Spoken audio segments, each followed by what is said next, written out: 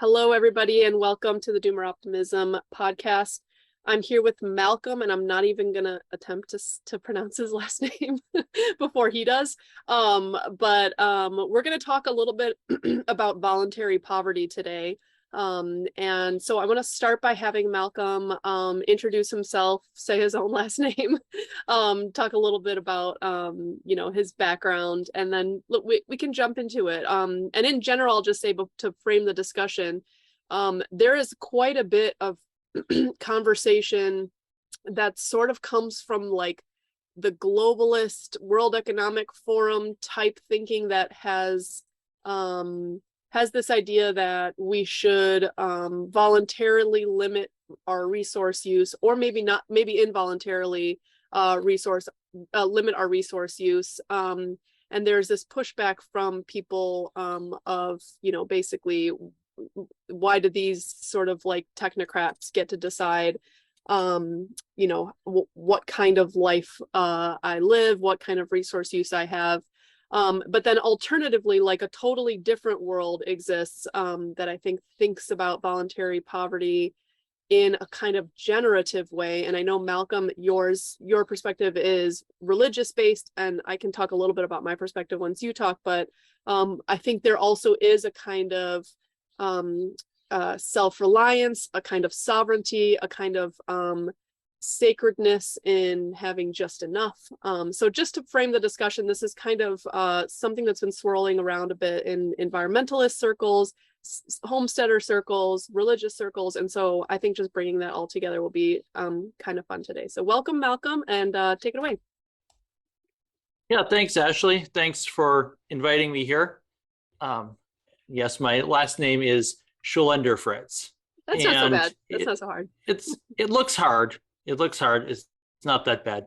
And yeah, as far as voluntary poverty, maybe I'll just start right with that, just quickly to define what it is from my perspective. So I'm a Catholic, and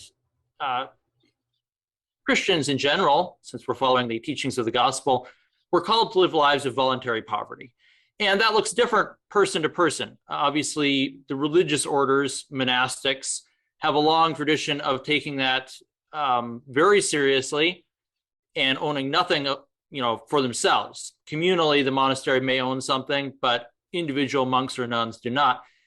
For lay Catholics, for lay Christians, it looks a little different, but we're all called to embrace it to a certain extent. And perhaps the best way to define what it is quickly define on two opposite ends what it isn't.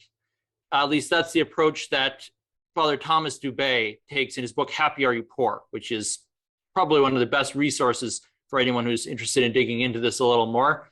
And on one hand, it's not destitution. It's not having a lack of the basic necessities for a good life. Everyone is supposed to have access to enough food, clean drinking water, sufficient housing and clothing and all of that. That's not what we're talking about.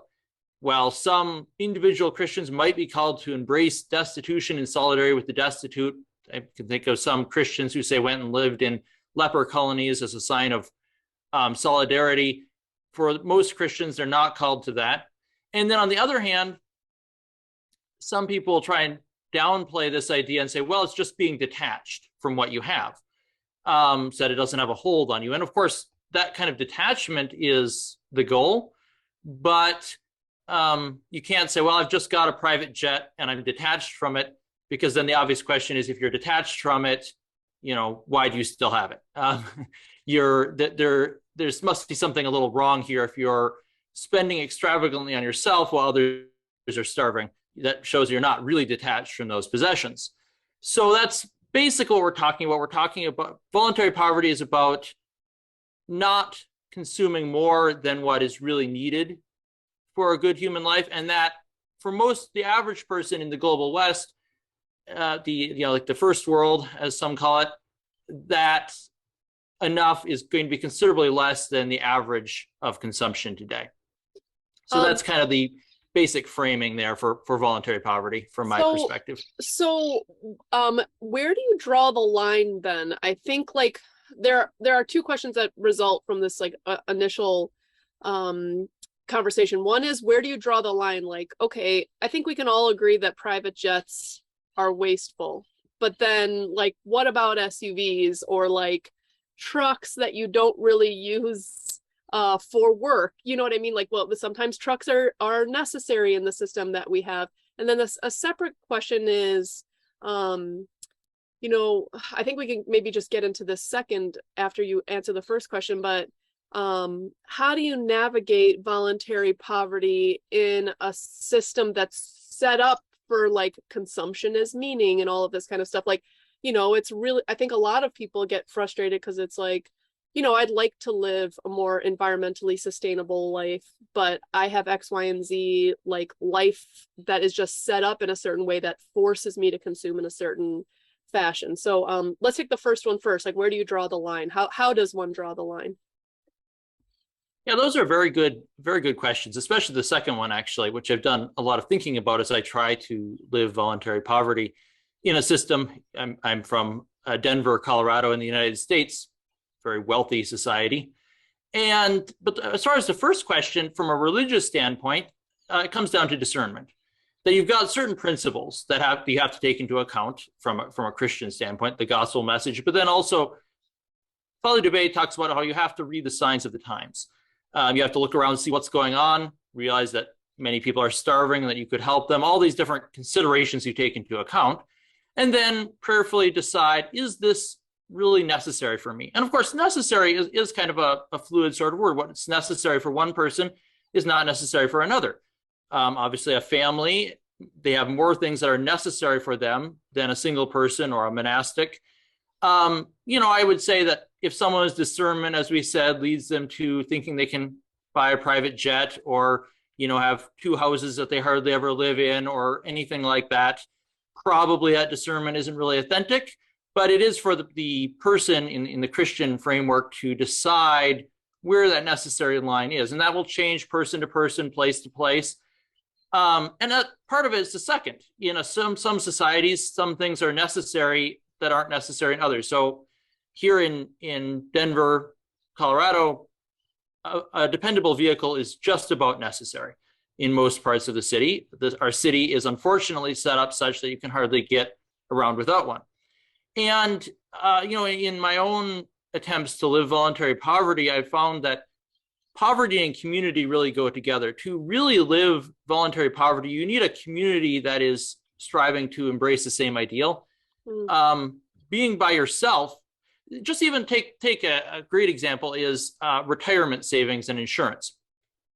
So groups, say like the Amish, don't need those things because they have a community that takes care of them. And if, you know, something burns down or gets destroyed, the community will come together and rebuild for them. If they become old and unable to take care of themselves, they'll be taken care of. And, you know, reading the gospel, it's pretty clear that, you know, saving up for yourself against an uncertain future is not in line with the gospel message. But part of the gospel message is also that Christians should come together as a community and take care of their own. So those two things go hand in hand and can't really be separated. The gospel message isn't like something that individuals should go out and, you know, replicate for themselves.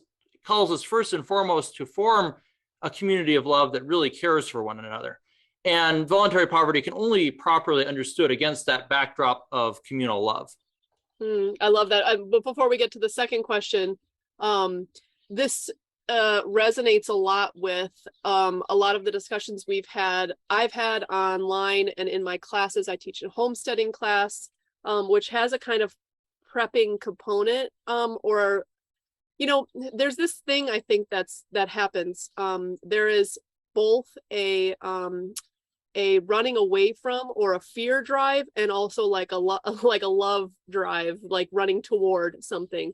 And I think a lot of people get motivated for homesteading or prepping because of that fear drive. But then once they get over the threshold of like, okay, I'm deciding that I need to be more self-sufficient, almost immediately people's mind realizes, or like people realize that they have to be working on embracing community, that they can't do it alone, that they're not an island, and that this kind of like sufficiency, like sovereignty really comes best in in community. So I think that's a really important point. I think not just for voluntary poverty, but the sovereignty aspect too. Like, you know, if you really want to feel safe, that's really not going to happen on your own. And that's just like a really practical consideration. But I think maybe there is like a more spiritual dynamic to that, that is explicit, it seems, in Catholic teaching. And maybe you can talk about that a little bit, and we'll come back to the other question. Because for me, there is a spiritual dynamic to building community. And I don't have great words to talk about it. I grew up Catholic, but I'm not practicing right now. We're like newly living in Uruguay and kind of thinking about whether or not to join a church here. And, you know, as for me, religion is a lot about like finding a congregation you feel like at home with and resonate with and all that.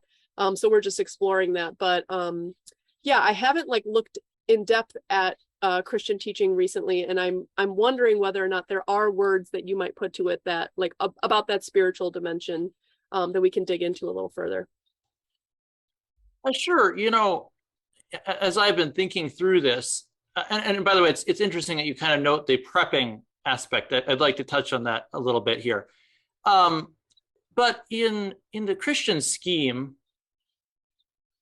I think you could say that community is the unifying principle of the Christian outlook, because just even starting with the fact that we worship a God who is three persons in one God. God himself is a community of love.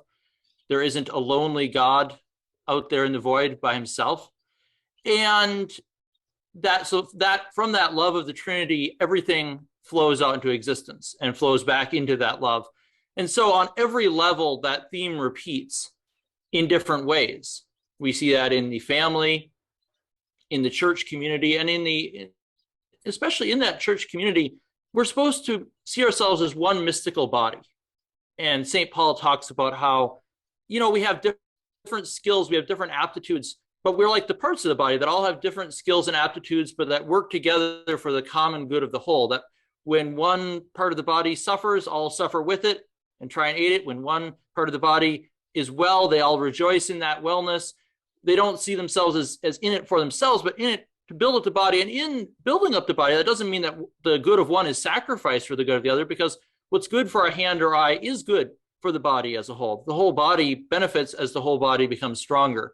So those are kind of the basic metaphors that Christians have used to think about the body, and how we have to try to instantiate that in the concrete aspect of our local community. And then also, especially caring for the weakest members of any community, Christ told us to really care for those as if they were Christ himself, that he would take everything done to the weakest and poorest members of the community as done for him, so that we have that care. And then, you know, voluntary poverty really just is sort of the outgrowth of that care. You know, we said about, you know, like, let's imagine someone has enough resources to buy a jet for themselves, but if they were really detached from that wealth and they saw that their brothers and sisters were starving, and since we're supposed to see every human being as our brothers or sisters, then surely, you know, if their actual brother or sister was starving and they decided to buy themselves a private jet, I don't think anyone of any ethical tradition would see them as, you know, being on the right path. And so if we're detached then from that wealth, if it's not possessing us, and we see that there are these needs, then it should flow naturally towards where it's needed within that community. So I think that's like, it's a very rich topic to try to use community as the organizing principle of the Christian scheme of things. And there's a lot of different connections, but I think that's, you know, a good basic summing up for the moment. And what is the direct line? I tweeted about this topic, voluntary poverty, and I'm thinking back to some of the comments. You know, I think so, contrasting with the WEF globalist, like top-down, like enforced poverty, not voluntary, involuntary. There is something ethical about voluntary poverty that has a connection to like acknowledging the interdependence of community acknowledging your like the necessity of some kind of charitable thinking. We're all in this together. I don't want to take more than I need, because that necessarily will take away from others who might need it. It's really just like for me, I'm thinking of my college and grad school, standard leftist talking points of economic inequality, just people taking way more than they need at the expense of the poor, I think goes hand in hand with this Christian doctrine pretty well. And I think there is a tradition there. Yeah, and it's not, and that aspect of it, it's not specifically a Christian one. In any traditional culture, those who took more than they needed were looked down on. It's only in today's world that those who accumulate a lot are looked up to, and that's sometimes hard for us to imagine. It's so ingrained in kind of the modern idea that the wealthy are looked up to, but they really weren't in the same way. I mean, there were always elites, power hierarchies, but they weren't looked up to simply because they were wealthy. Their wealth was sort of an accident of them having more power for whatever reason. And I think too, today, especially as we realize more about how we need to protect our common home. Pope Francis has done a lot of writing about this, especially with Laudato Si, that voluntary poverty also has this dimension of being respectful in what you use, in not over-consuming, because you're taking someone else's share. That if there's only so many resources to go around in the world, then someone who takes vastly more than they require should consider that to be a decision against what love for others would require. Even if there's the direct aspect, like, well, maybe this wealth would be better handed over to others, but there's also the thing about living simply so others can simply live, as it's sometimes put. And I think that in the modern world, as we read the signs of the times and what's happening, I think that's a very important dimension of voluntary poverty today. I love that. I think a little bit about I would love to foment some kind of ethical, rebirth of an ethical or a morality around voluntary poverty as a way to to acknowledge interdependence, not only of humans in community, but also nature. For me, what's so obvious and is very hard for other people to understand is high consumption rates anywhere, out of proportion consumption rates of a person necessarily means somebody downstream is taking the brunt of that, whether it's a poor person picking fruit for you and getting sprayed all over with ag chemicals, or nature, or wild habitats.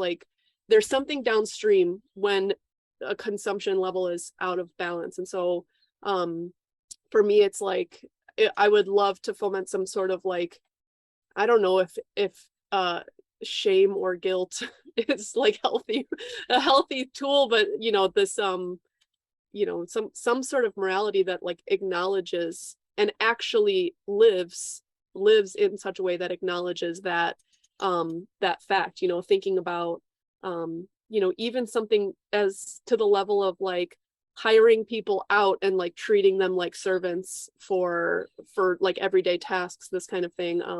I was kind of radicalized when I was a nanny back in my college days, just with these really wealthy families, and they didn't have time to watch their own kids, and just how much got put onto me, the work of everyday life. I have a kind of a weird very narrow question, but I wonder what you think about this. You said traditional societies had this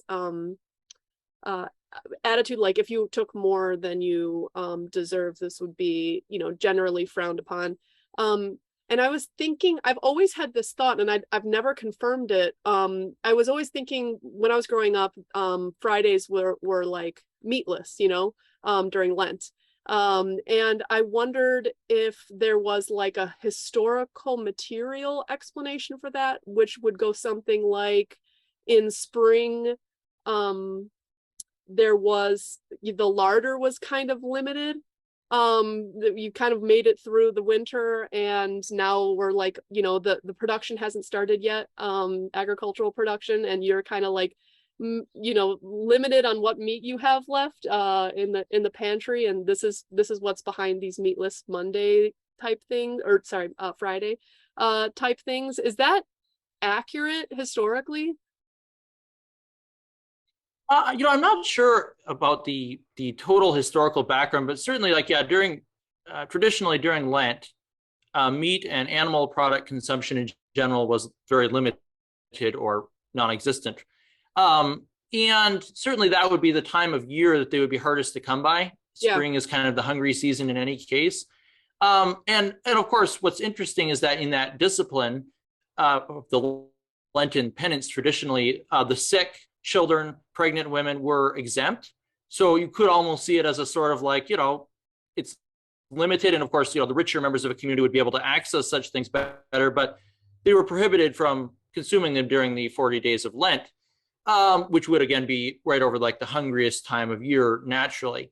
And I do think there probably was a certain amount of that correlation between that time of year and the time of year when, in like a European context, food would be scarcest, is probably not accidental. And another thing that was often overlooked is that in traditional European society, people, especially the poor people, didn't eat a lot of meat anyway. It wasn't as available, whereas the rich ate a lot. So penances about not eating meat would have fallen much harder on the more well-to-do. And I'm sure that wasn't accidental either. So like for a poor guy who hardly ever sees meat anyway, doing without wouldn't be a big deal. So I do think there's a certain amount of correlation there. Yeah, with like the material conditions. Yeah, and I love that too. I love the idea that like the sick or like pregnant women or children were able to eat meat. Like, so if there was only a limited amount going around during that time, rich people would have to abstain, and like the members of the society that most need the help would get it. I love that. I love the whole ethics around that. That feels like just so generative. But yeah, I think like just the going back to the more spiritual aspect of things, I think about how people are like getting into fasting nowadays, and there's almost like a spiritual quality to it, or there are health benefits and this kind of thing.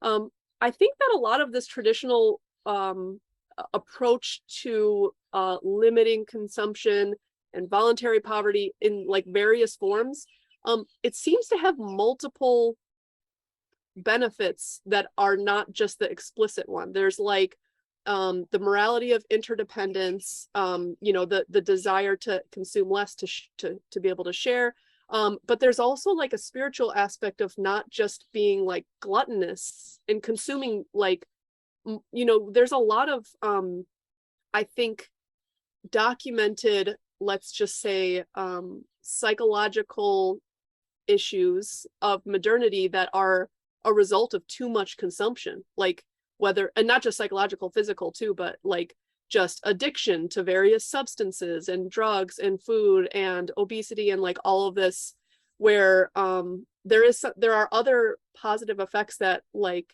I think people who think you shouldn't limit my consumption at all, I should be able to consume whatever I want, I think aren't really thinking about. Yeah, and I think that's true.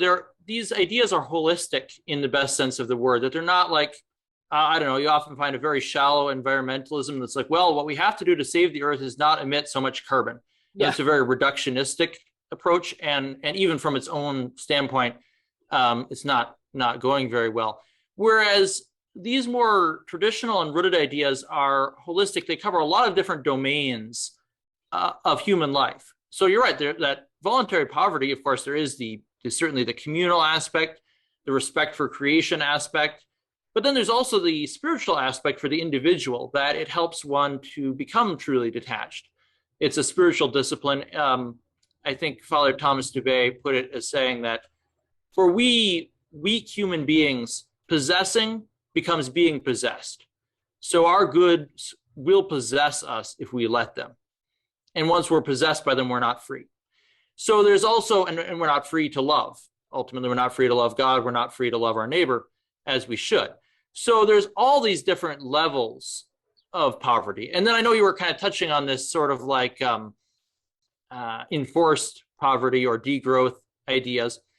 And on the one side, of course, they're based on a certain logic that, you know, the way we currently consume in more industrialized countries is far beyond the bounds of what the world can bear in the long term. So there's that. But then, you know, I doubt that attempts to make people consume less by top-down action are going to really play out very well. For one thing, psychologically, people aren't ready for such an idea. They won't see the point. And then, you know, there's the problem of who gets to decide. You get ugly political fights, different factions, each thinking their constituency deserves more of the limited resources. And I think this embrace of voluntary poverty can help, you know, people who've embraced a Doomer Optimism perspective to avoid, you know, like some traps that can come along the way. Because like, as I became more interested in realizing that our society was unsustainable, I think there's two kind of key pitfalls that are waiting for people who realize that. One is kind of the prepper approach, where you're like, well, things are coming apart, so I'll get mine, and you stack, like, you know, like in the most extreme case, you get a bunker, you put as much food and stuff as you can, you get as many guns as you can to protect the, you know, the horde, and actually, there's a gospel passage that sounds like it's about a prepper where it's a parable, and Jesus says that there was a rich man and his fields yielded so much grain that his old barns couldn't hold it all. So he decided he was going to tear down his barns, build even bigger barns, store it all up, and then he said, now I've got, you know, enough for many years, I'm set. And then God appears on the scene and says, you fool, this night I will require your soul, and who will get it all now? And the implication is that the man was a fool because when he had this surplus, presumably also he had a way to guard the surplus, right, from all the people who wanted it, but that he should have been generous with it because he didn't know what the future was going to hold ultimately. And he was storing up for, you know, an imaginary. So while it's true that I think that things probably will continue to break down here, prepping is both a physically and a spiritually limited way of looking at it. And that a much better way is to see, okay, what we need is more community. Because as I like to say, the prepper is just the suburbanite who has suddenly lost his trust in his bank account. Because, you know, the suburban ideal is that you individually store up enough for yourself to ensure a good retirement, that you're looking forward to a future you don't know will be yours, and you store up, and you have your suburban lawn and fence to keep the neighbors at a good distance. You can enjoy their company or not as you choose. You're independently wealthy and secure through your wealth. And then once you realize that the bank might just evaporate tomorrow, then the bunker is just the suburban lifestyle on a different level. It's the same logic, which will ultimately fail even in the physical sense. You know, I've seen, you know, like I knew people who prepped for Y2K, and then, you know, like over time, all their prepared food went bad and it had to be replaced. And it's like, well, you know, that food could have fed people if it hadn't turned into this, you know, this store. But then I think the other things, so like the, you know, kind of the anti-elite, you know, like the elites want to take our stuff, and there's a certain truth to it. I don't think our current leaders are clever or have our best interests in mind. But I think what can sometimes happen with some of the kind of more populist revolts out there is that there's an idea that if it just wasn't for these bad guys out there, we would be able to keep our current way of life going, that they want to take it away from us. But if we, you know, can overthrow them or get around them, then we can keep doing as we've always done. There's actually an interesting example right now, the farm protests in the Netherlands. And on one hand, you know, the farmers are, you know, like it's a sympathetic cause. The government seems to have, you know, misjudged things as far as I can tell. It's hard to, you know, understand all the ins and outs as an outsider there. So, but they're saying, yeah, we want to keep doing what we've done. You know, this government thing is in our way. And it shows that, you know, top-down government action to reduce consumption is very risky and fraught and unlikely to produce good results. But, you know, like as I was watching this all unfold, it was like, well, they're using, you know, like these large diesel-powered machines as an important part of their protest strategy. It's like, well, just energetically speaking, those large diesel-powered machines are going the way of the dodo in a few more generations. And I looked up some statistics, and I found that the Netherlands imports most of its grain, most of its soy, almost all of its fossil fuels. And so it imports all that, and a lot of the grain goes to feeding all these livestock, and then it exports 68% of the dairy it produces. So like in a low energy world, no country is going to be exporting dairy. It needs to be, chilled to be transported. It's mostly water. It's the sort of thing that in a traditional culture, dairy was always produced within a few mile radius of where it was consumed. Cities would have a ring of dairies and truck farms around them, since that stuff is mostly water and it's hard to ship. It's perishable. So like, sure, the elites in the Netherlands seem to be out of touch, bumbling. But like this current way of life that these farmers are attached to, even if they had the best political leaders ever who are going to not interfere with them at all, it's going to go away. And I think that without that realization that we have to start embracing a lifestyle with less consumption, less energy use, we'll end up focusing on the wrong aspects here as we start looking at how our world is unraveling. We'll look at the wrong culprits. I read this really interesting idea that imagine you've got a big dam that lets water out to a bunch of different users, and like less water is coming out through the pipes, and pretty soon there's fights. It's like, the poor say that, oh, the greedy rich are taking too much, and the rich say, well, the poor just aren't managing what they get right, and everyone says, oh, our leaders aren't managing the resources right, and it's all true probably. The rich probably are taking enough, people aren't managing it right. But the author of this idea said that no one thought to climb to the top of the dam and see that the water level inside is going down. So it's true. Like on one level, it's all this, the kind of the class warfare dimensions and political mismanagement. It's all true.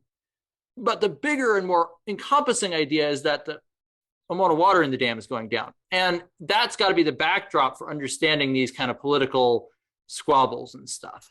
Yeah, the analog from my world is regenerative agriculture, and those of us who focus on that look at those protests, and it's like, yeah, it's so frustrating because there is this top-down power saying, we need to limit these kinds of fertilizers, et cetera, but they're not thinking at all about like, what would an entire like lower energy system even look like? And my frustration with the top-down stuff is not that they're trying to limit carbon, but it's that like they're not thinking at all about like they're only thinking about the destruction, not the creation aspect. Like they're only thinking like just limit the worst of the destruction, and I guess figure out what happens, instead of thinking like, well, what would a transition to a more healthy and sustainable life even look like, and help that come into existence.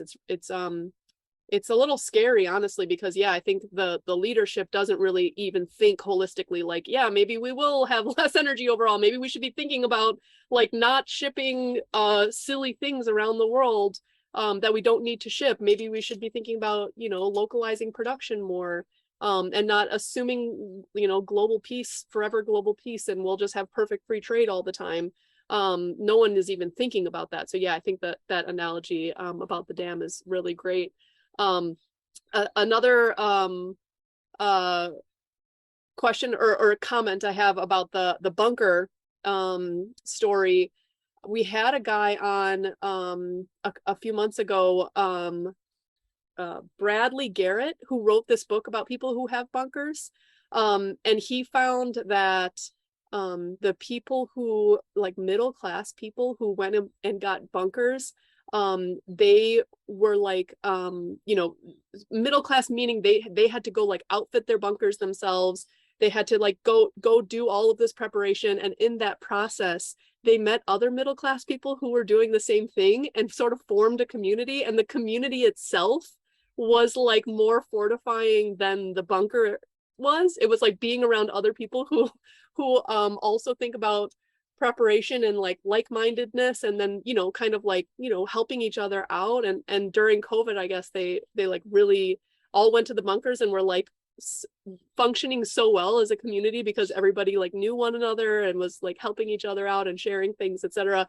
Whereas these rich people who bought these bunkers, they just like outsourced everything to staff, you fill, whatever, outfit the bunker. And when the time came, the time came to like go to the bunker, the staff didn't want to go and work for these rich people. They wanted to be with their families. So it was like one of those things that there was not real social cohesion when you try to buy your way out of things. And I thought that was interesting.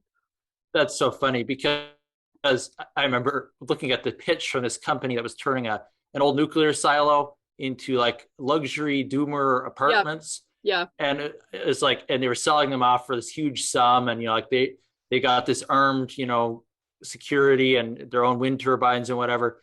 And I was thinking, like, if things really went wrong, are the armed security really going to want to share the food with all these rich people who are going to jet in to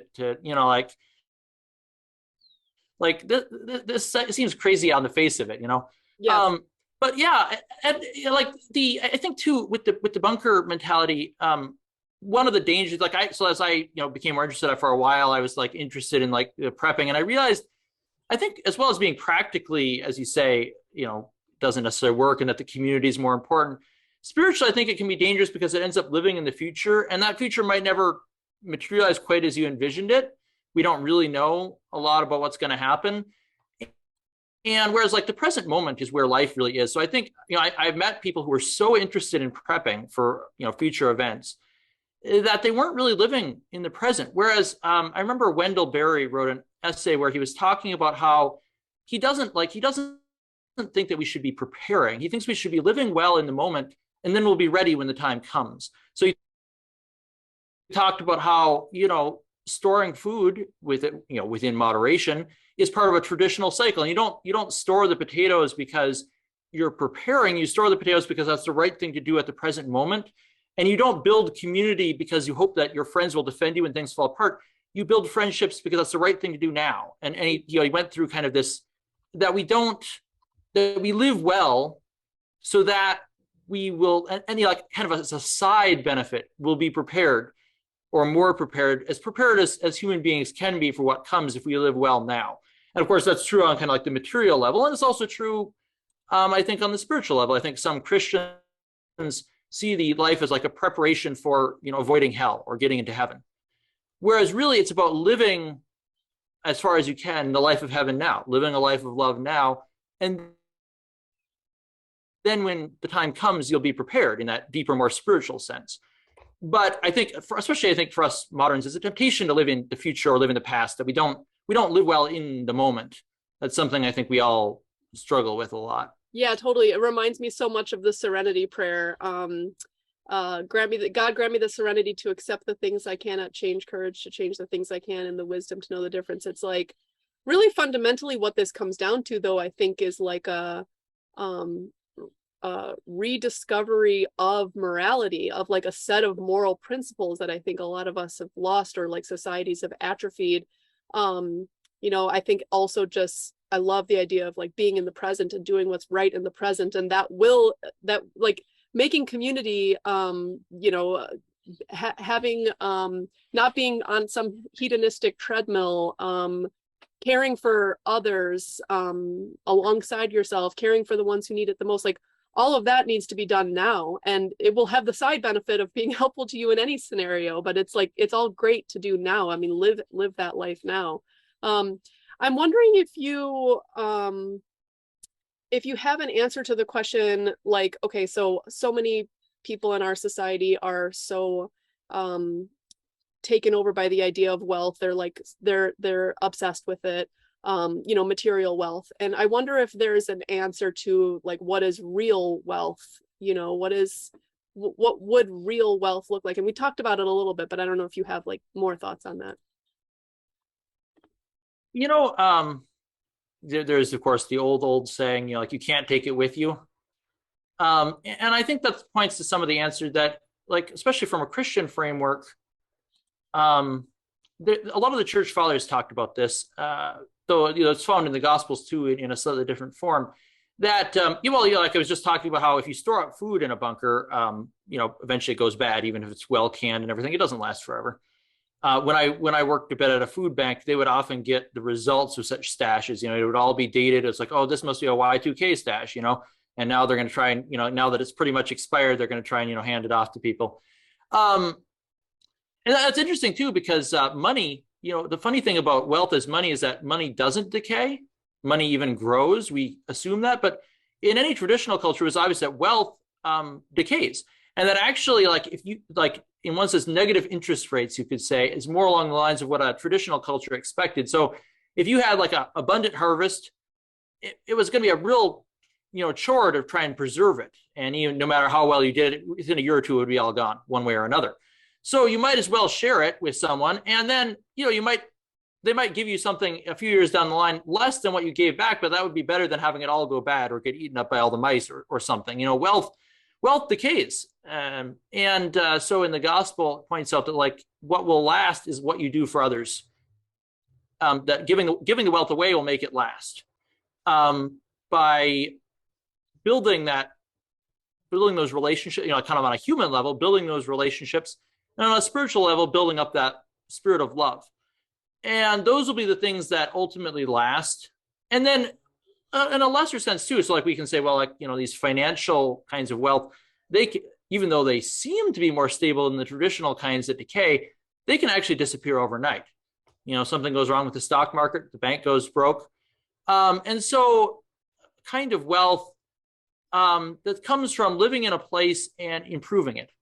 I'm very fond of reading about how some traditional cultures around the world really worked with the natural landscape and built things into it that they blended in so much that outsiders would think that they were just part of the landscape, but they were actually a very deep and long-lasting form of wealth, whether it's coppice forests in Europe or food forests in the Americas. This kind of giving yourself to a place and slowly building up wealth that might only benefit the next generation, but that's a much deeper form of wealth than a personal bank account or that bunker full of stuff that you hope to use.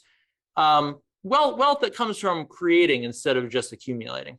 Oh my God, I have chills because I love this model so much. And I talk to people about it, anyone who will listen, but this forest garden model, which is basically like how a lot of people lived in like the kind of fits and starts period between the Paleolithic and the Neolithic, but basically planting fruit trees that could provide so much abundance, and fruit and nut and all of these different forms of perennial agriculture, and the idea behind it. And I think about this all the time with my like life and my family, this whole like plant trees in whose shade you'll never sit, this idea of like leaving a legacy and this kind of true wealth of having children and providing something for them that will last beyond your death is like so much, it's just such a beautiful like goal for existence, rather than like accumulate as much money as possible and spend it all before I die. I guess screw you, you're on your own, kids kind of attitude. I have a couple of quotes I want to read that were shared on Twitter when I talked about voluntary poverty. One of them is Basil the Great on social justice. I don't know Basil, do you? Or Basil? Mm-hmm. Basil or Basil? I think I would say Basil. Okay. Care for the needy requires the expenditure of wealth. When all share alike, dispersing their possessions among themselves, they each receive a small portion for their individual needs. Thus, those who love their neighbor as themselves possess nothing more than their neighbor. Yet surely you seem to have great possessions, speaking to a rich person. How else can this be but that you have preferred your own enjoyment to the consolation of the many? For the more you abound in wealth, the more you lack in love. So that like totally encapsulates what you've been talking about. And then a separate one, which has somebody shared as like a indigenous philosophy. I'm assuming this means Native American. They didn't say what tribe. But we were not poor people. We were happy with what we had and content to take only what we needed.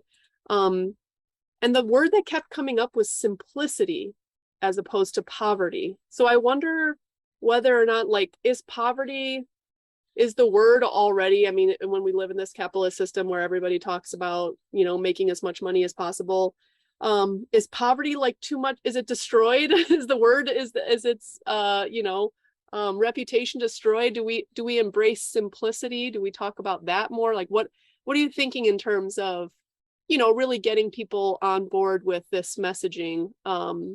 You know, not to be like so PR about it or whatever, but just trying to think, you know, was the real world we live in? How do we re-embrace this whole set of ideas? Yeah, you know, it's a good point. I think, you know, simplicity is a good word. I think I like the word poverty because it makes people jump a little bit.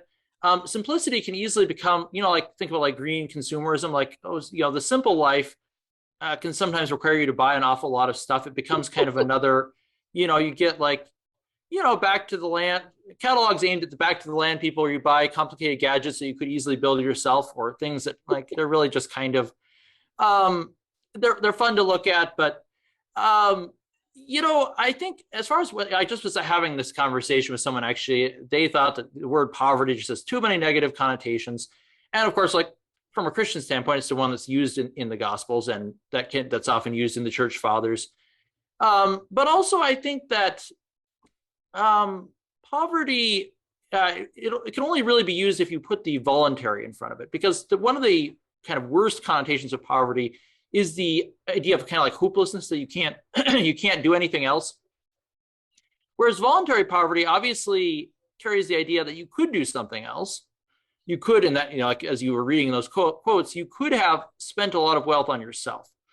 So instead, you choose to live this kind of lifestyle.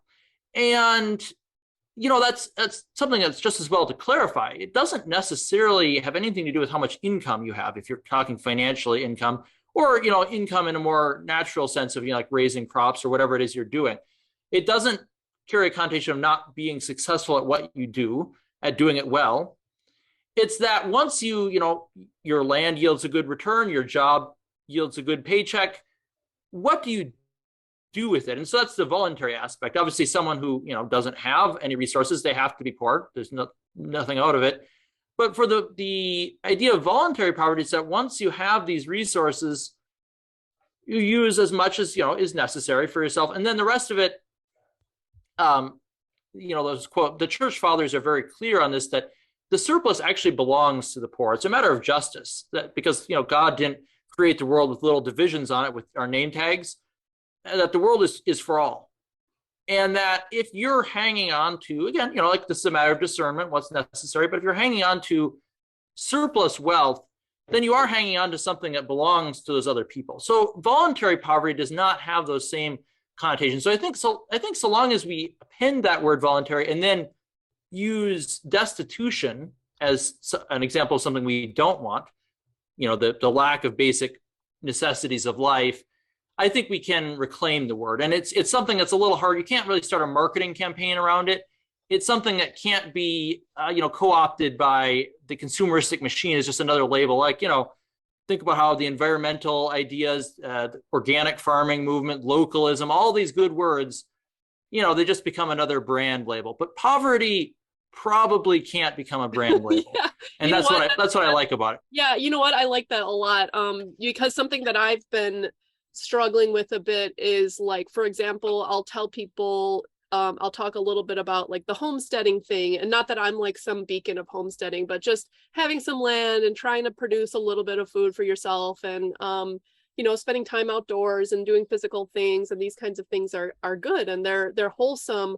But there is a part of it that's like hard work, that's like different than normal life in a city where you just kind of dress up and you go to your job and you just press buttons and food shows up or whatever.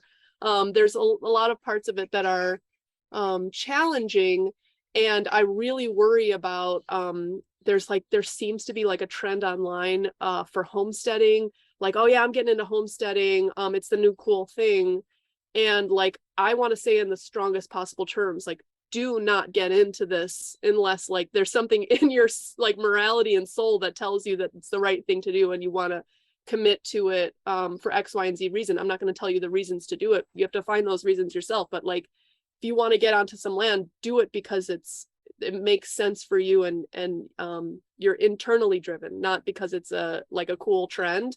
And I think about that also with the trad. There's traditionalists, there's like this whole thing online, like I'm a trad, but it's really just like putting on a costume and taking Instagram pictures. I think I worry about this a little bit, like with Catholicism too. Apparently like it's the hottest new thing in like New York City to go to Catholic mass.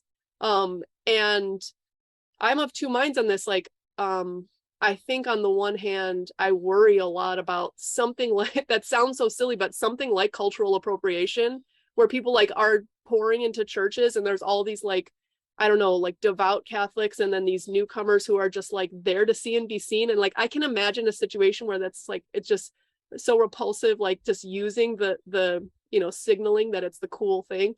On the other hand, maybe Catholic mass or religion in general has a force within it, and the same thing with homesteading, that it might actually change you, and maybe you are looking for something and it might actually change you because of just like the inherent tradition of it and the beauty of it and the work that's involved, and maybe it does just change you even despite yourself, even maybe despite coming to it because it's cool. Now all of a sudden, like I am praying, I do let go to God, I do care about love and community and these kinds of things.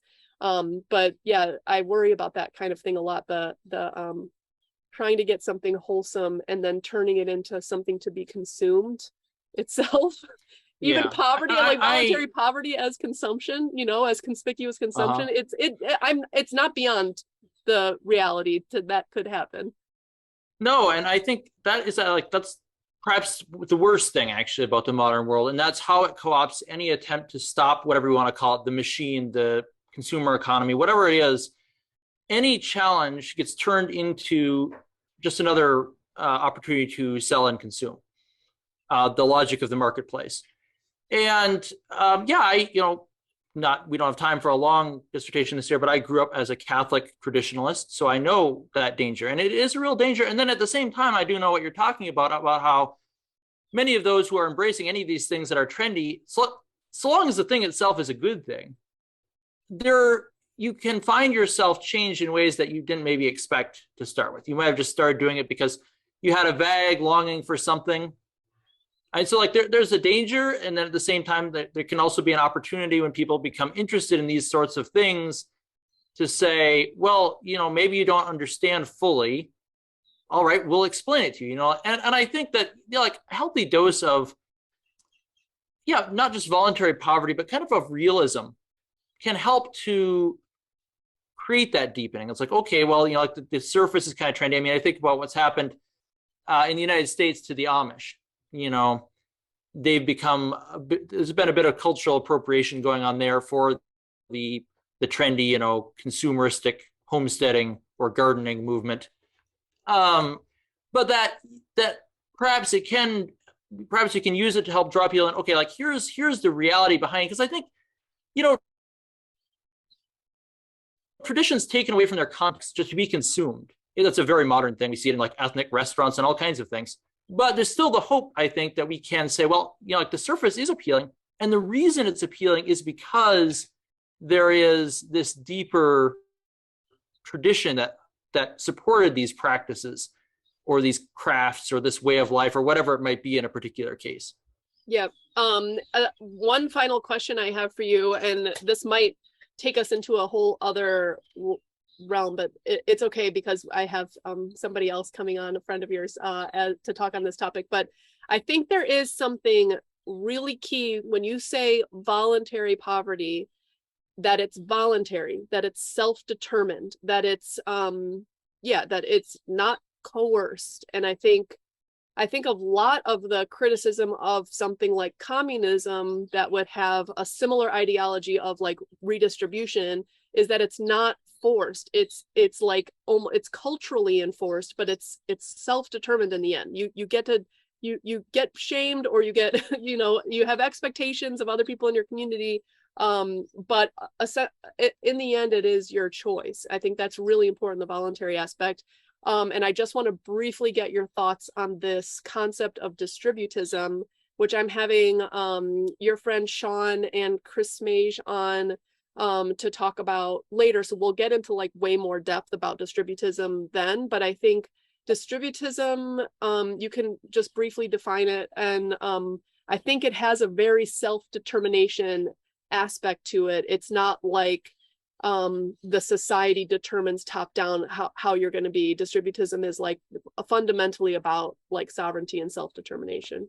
So maybe you could briefly talk on how that connects to the voluntary distributism and voluntary poverty. Oh, you're on mute still. Yeah, it's a big topic for sure, and you know, I'm certainly not an expert, though I'm very attracted to that. I was interested in distributism by the time I was a teenager. And yeah, one of the fundamental ideas of distributism is that everyone should be owners of productive property specifically, so that we can make a living for ourselves. Or at least, I know one of the early distributists said that a determining number of the people in a society should belong to households that own the means of production directly. It can work with them. And you know, one of the criticisms of a distributive society that's leveled at it by either socialist or capitalist opponents is that they always say, oh, but distributive society will be much poorer, will not have the great wealth that can be accumulated under capitalism, or that socialists imagine could be possible under some socialist scheme that doesn't exist and never has. And you know, sometimes distributists try and counter that by saying, well, you know, it wouldn't be actually that much different. But I think actually the deeper thing is that, yes, you know, a distributed society would have more community, would have better goods that are produced in an ethical way, but it would have less materially. And to say that maybe that's not such a bad thing. One thought about how all this ties together. You mentioned earlier about kind of the social justice aspect of consumption. That, you know, your food might have been picked by people who are virtually slaves. Your manufactured goods might have been made by actual slaves in China.